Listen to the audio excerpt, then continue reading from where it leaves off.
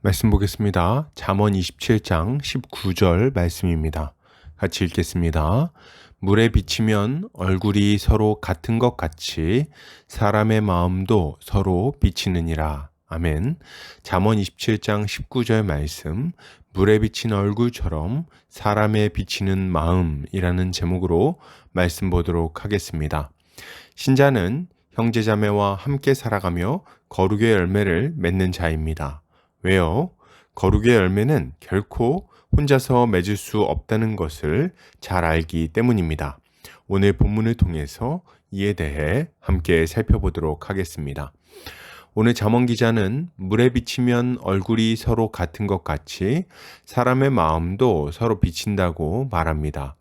이것을 타번역본에서는 얼굴이 물에 비치듯이 사람의 마음은 그 사람됨을 나타낸다 라고 번역하고 있습니다.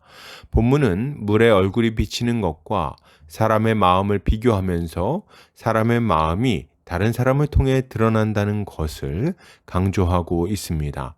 이것은 사람이 다른 사람들과 함께 있을 때 비로소 자신의 마음을 명확하게 알 수 있다는 것을 교훈하는 말씀이라고 할 수 있겠습니다.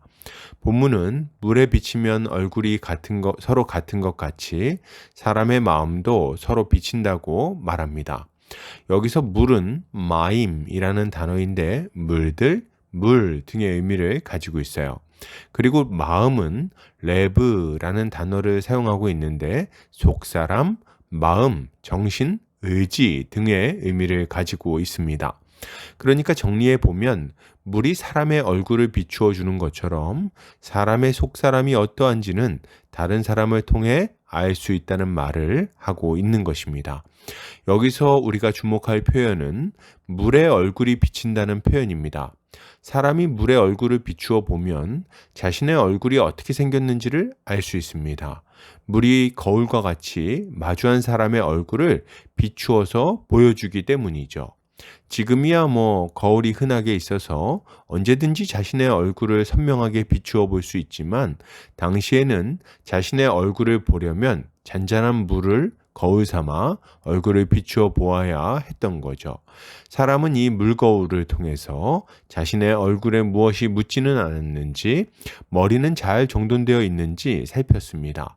그리고 혹시 더러운 것이 묻었다면 깨끗이 닦아내고 옷 매무새나 머리가 헝클어졌다면 다시금 그것을 정돈했던 거죠. 이것은 뒤에 나오는 마음이 비친다는 것이 어떤 의미인지 그리고 그것을 어떻게 적용해야 하는지를 이해하게 해줍니다. 사람은 혼자 있을 때 자신이 어떤 사람인지를 알 수가 없습니다. 자신의 속사람이 어떤 상태에 있는지를 정확하게 알 수 없다는 말입니다. 그래서 어떤 이들은 자신 있게 말합니다. 세상에 나처럼 좋은 사람 있으면 나와보라 그래. 이들은 자신이 다른 사람보다 더 괜찮은 사람이라고 생각합니다. 그러나 이들의 속마음이 어떠한지, 이들의 인격이 어떠한지는 혼자 있을 때가 아니라 다른 사람과 함께 있을 때 알 수 있는 거예요. 고집스러운 사람과 만나서 갈등을 겪는다든지, 혹은 내 마음에 썩 들지 않는 어떤 사람을 만날 때 그때 비로소 우리의 인격 수준이, 우리의 속사람의 수준이 드러나게 되는 것입니다. 이럴 때 우리는 우리 안에 얼마나 거칠고 못된 마음이 자리 잡고 있는지 발견하고 깜짝 놀라게 되는 거죠. 이처럼 우리는 다른 사람을 마주할 때 나의 인격이 어느 정도 성숙해져 있는지, 혹은 내가 얼마나 이기적인 사람인지, 혹은 내 안에 이웃을 사랑하는 마음이 어느 정도 있는지 알 수 있는 것입니다. 그러면 다른 사람을 만나서 이것을 알게 되는 것이 어떤 유익이 있을까요? 이것은 거울을 보는 것과 마찬가지의 유익을 주는데 두 가지 정도의 유익을 생각해 볼 수 있습니다. 첫째는 거울을 보고 내 얼굴에 묻은 더러운 것을 발견하듯이 내가 지금 얼마나 악하고 죄된 마음을 가지고 있는지를 깨닫게 되는 유익이 있습니다. 그리고 둘째는 거울을 보고 옷매무새를 정돈하듯이 우리 자신의 부족한 부분들을 잘 살펴서 개선점을 생각해 보게 하는 그런 유익이 있다고 할 수 있겠습니다. 우리는 형제들과 함께하면서 나의 죄성을 깨닫고 회개할 수 있으며 형제들을 보면서 나의 부족한 부분을 어떻게 채우고 바꿔야 할 것인지를 알고 노력할 수 있는 거죠. 이것은 신자의 성화가 어떤 원리로 이루어지는지를 우리에게 알려줍니다.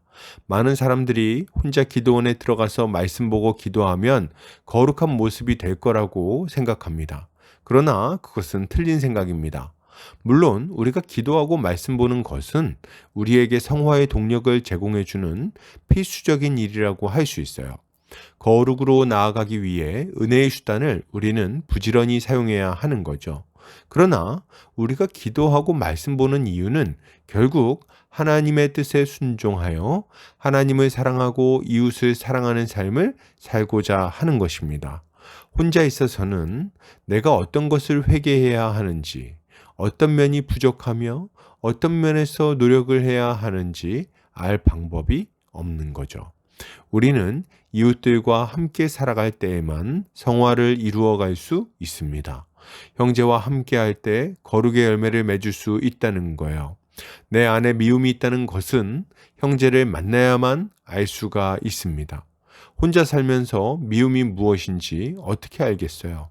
내가 이기적이라는 것도 공동체 속에서 형제자매들과 함께 살아갈 때에만 비로소 알 수 있습니다. 내가 진실하지 못하다는 것도, 내가 시기가 많다는 것도 다 공동체 속에 있을 때 드러나는 것들이죠.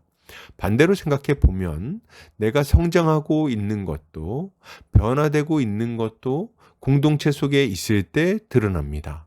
믿음의 열매로서 나타나는 섬김의 모습을 통해 우리의 성장을 알 수 있는 거예요.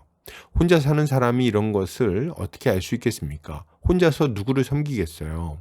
자기 자신을 섬기겠습니까? 우리는 이웃들과 함께 살아가며 우리의 부족함도 발견하고 열매도 발견하며 성화의 길을 걸어갈 수 있는 것입니다. 그러므로 여러분, 이것을 생각할 때 신자가 가져야 할 마땅한 모습은 무엇일까요? 가장 먼저 신자가 힘써야 할 것은 우리의 죄된 모습을 발견하고 그것을 곧바로 예수 그리스도께 가지고 나아가는 것입니다. 우리의 더러운 마음을 우리 안에 계속 가지고 있지 않아야 됩니다. 미움과 시기와 질투를 계속 품고 있을 필요가 없는 거예요. 우리는 이 모든 것을 예수 그리스도의 십자가 앞에 내려놓아야 됩니다. 우리의 죄된 마음과 생각을 고백하고 그리스도의 보혈로 우리를 다시금 정결케 해주시기를 구해야 됩니다. 이렇게 할 때 주님은 우리의 모든 더러운 마음과 생각을 십자가로 씻어주시고 다시금 거룩의 길로 걸어가게 해주실 것입니다. 또한 우리는 형제자매와 함께 할 때 우리를 이끄시는 성령의 인도하심에 순종해야 하겠습니다. 형제를 보고 긍휼한 마음이 들거나 좀 더 교회를 힘있게 세우고 싶다는 마음이 들거나 낙심한 형제들을, 지체들을 위로하고 싶은 마음이 들었다면 성령의 인도하심인 줄 알고 적극적으로 순종해야 하겠습니다. 주님은 우리가 그리스도를 쫓아 섬김의 삶을 살아가도록 인도하실 뿐 아니라 그렇게 살 수 있는 능력까지도 우리에게 충만하게 부어주실 것입니다. 결론을 드립니다. 여러분, 형제와 함께 살아가며 거룩의 열매를 맺읍시다. 죄가 드러난다면 회개의 자리로 나아가고 믿음의 열매가 나타난다면 더욱 성령을 의지하여 열심을 냅시다. 이렇게 할 때 우리의 영혼은 거울을 보고 단장한 신부처럼 거룩하고 순결한 모습으로 주님 앞에 설 수 있게 될 것입니다. 오늘도 주님의 지혜로 승리하는 성도님들 되시기를 주의 이름으로 축복합니다.